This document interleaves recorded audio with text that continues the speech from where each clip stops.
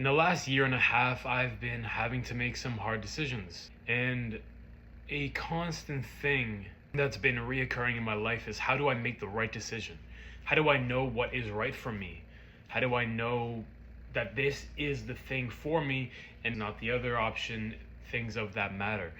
And I go back to do what your heart is telling you to do, follow your heart. And for me, following your heart is very different than what other people will perceive it as, because a lot of people perceive following your heart is follow your emotions, follow what you think is best. But for me, following my heart is remembering the core individual, remembering your core. Who are you at the very essence of your being? That is what following your heart is about. If you take all people, all circumstances out of the equation, who are you? Who are you without influence? Who are you without persuasion? Who are you? And for me, that makes making decisions a lot easier, because I'm not swayed by financial incentives. I'm not swayed by even my own lust, my own desires. It all is taken out of the picture, because the center of your being is eternal. It's unchanging. It's been there since you have come into this world.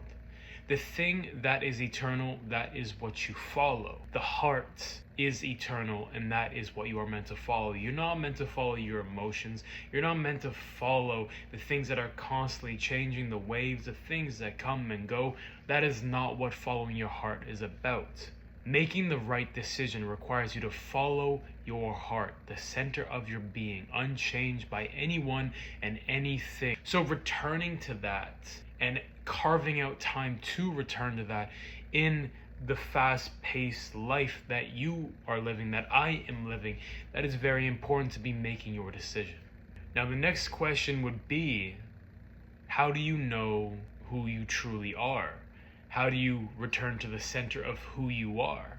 For me, it's about taking all the noise away, taking away everything, and returning to who you are without the influence of your relationships, the influence of the world, the influence of even your desires. Return to what naturally flows from you in life.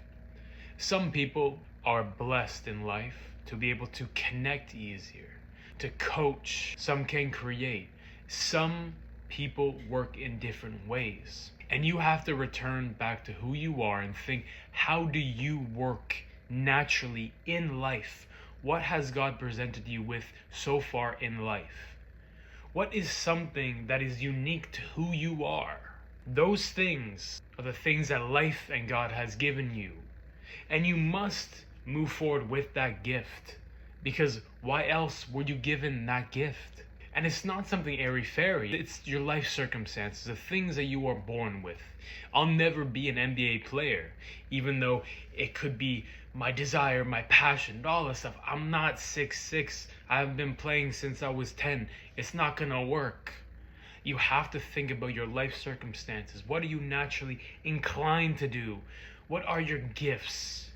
If you're a person of influence and influence in a good and life-giving way, if you are someone that is naturally creative, then find a way to give that creativity to life.